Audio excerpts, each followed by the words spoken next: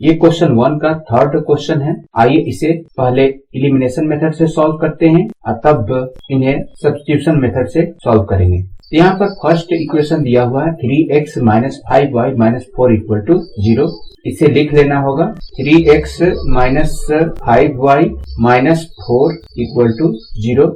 इस 4 को equal sign के राइट साइड लाना होगा, तो इसके बाद हो जाएगा 3x minus 5y equal to 4। इसे मैं फर्स्ट इक्वेशन कंसीडर कर लेता हूँ। सेकेंड में दिया हुआ है 9x equal to 2y plus 7, तो इसे भी लिख लेना होगा 9x equal to 2y plus 7। अब इस टर्म को इक्वल साइन के लेफ्ट साइड लाना होगा, तो इसके बाद हो जाएगा 9x minus 2y equal to 7।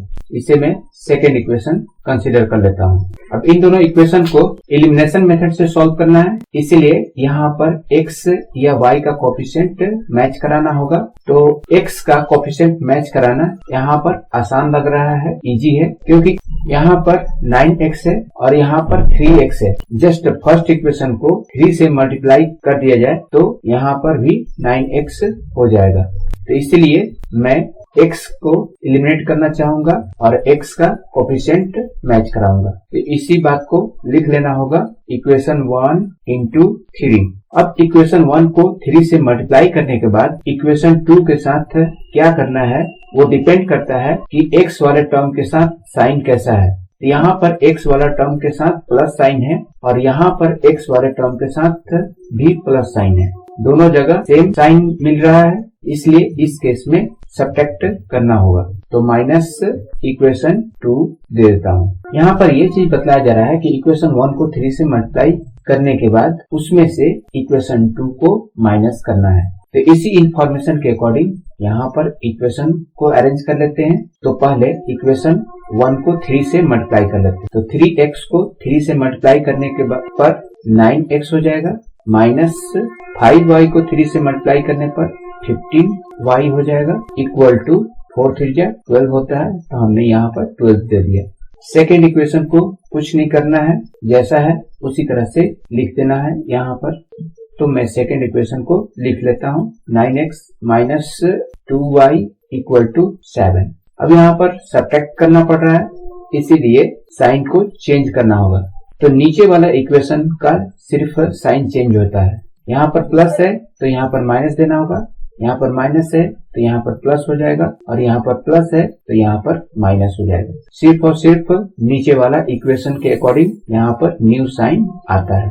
अब ये पुराना साइन को हम लोग यूज नहीं करेंगे, ये नया वाला साइन यूज होगा। अब इसे सॉल्व कर लेते हैं। 9x यहाँ पर प्लस में है और ये 9x माइनस के साथ है, तो ये दोनों टर्म कट हो जाएगा, यहाँ पर मिलेगा 0, जिसको शो करने की आवश्यकता नहीं है। अब आते हैं इनको सॉल्व करने। तो यहाँ पर माइनस 15y है और प्लस 2y, तो माइनस 15y और प्लस 2y क्या हो जाएगा, minus 13y। Okay, equal to यहाँ पर 12 माइनस 7 हो जाएगा 5। इस तरह से y निकल कर आएगा 5 बाई माइनस 13। तो माइनस साइन को ऊपर लिख लेना होगा और यहाँ पर 13 दे देता हूँ। तो ये y का वैल्यू निकला। अब इस y के वैल्यू को इन दोनों इक्वेशन में से किसी भी इक्वेशन में y के प्लेस पर रखकर x का वैल्यू निकाला जा सकता है। तो चलिए मैं y के वैल्यू को पुट कर लेता हूँ।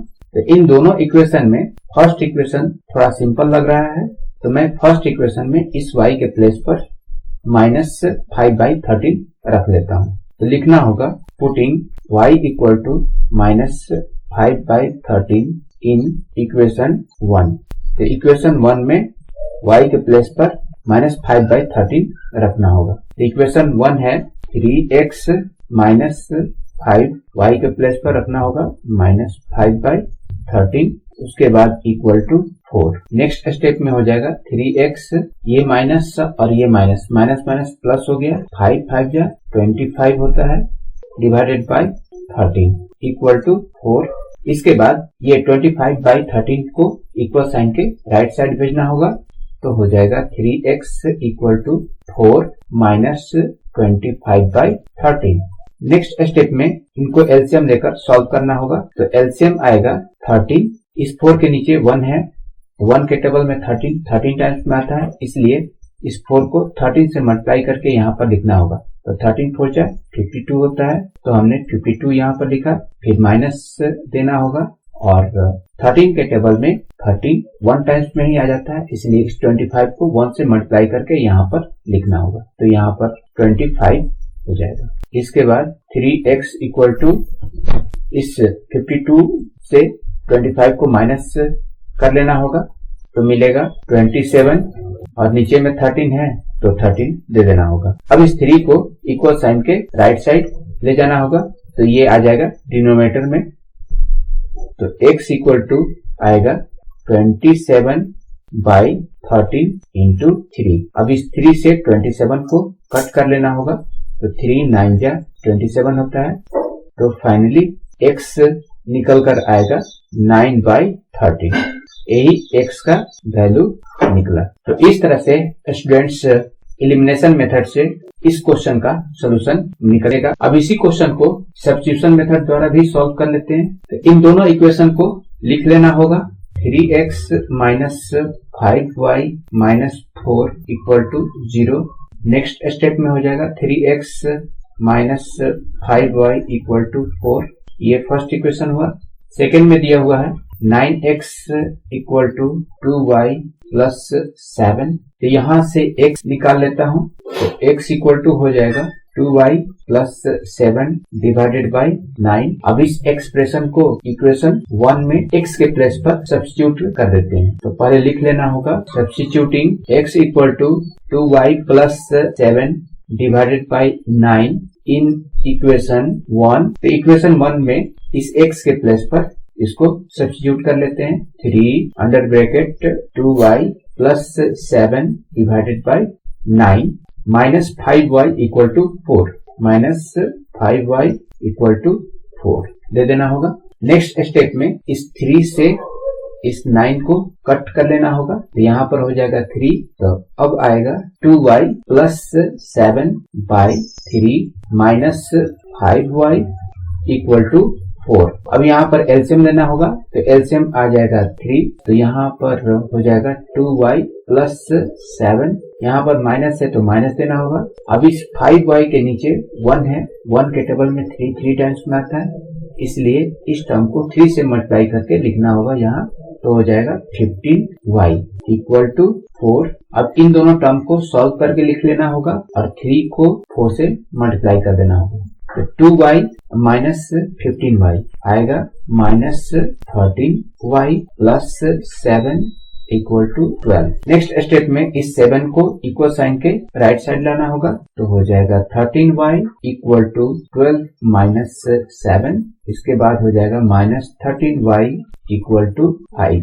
इस तरह से y निकल कर आएगा 5 बाई, यहाँ पर माइनस भी है तो यहाँ पर माइनस लगा देना होगा, और ये 13, तो y निकल कर आया माइनस 5 बाई 13। अब इस y के वैल्यू को इस x के एक्सप्रेशन में y के प्लेस पर रखने से x का वैल्यू निकल जाएगा। तो चलिए फटाफट x को भी निकाल लेते हैं। Therefore x equal to 2 under bracket minus 5 by 13 plus 7 divided by 9, इसको मल्टीप्लाई कर लेना होगा, हो जाएगा x equal to minus 10 by 13 plus 7 divided by 9। ऊपर में एलसीएम आएगा 13, यहाँ पर लिखना होगा माइनस 10, अब प्लस 13 7 जा हो जाएगा 91 डिवाइडेड बाई 9। अब इनको सॉल्व करने पर मिलेगा 81, और ये 13 तो डिनोमिनेटर में आ जाएगा, यहाँ पर हो जाएगा 9 इंटू 13। 9 से इसको कट कर लेंगे 81 को, तो 9 9 जा 81 होता है। इस तरह से x का वैल्यू निकल कर आएगा 9 बाई 13।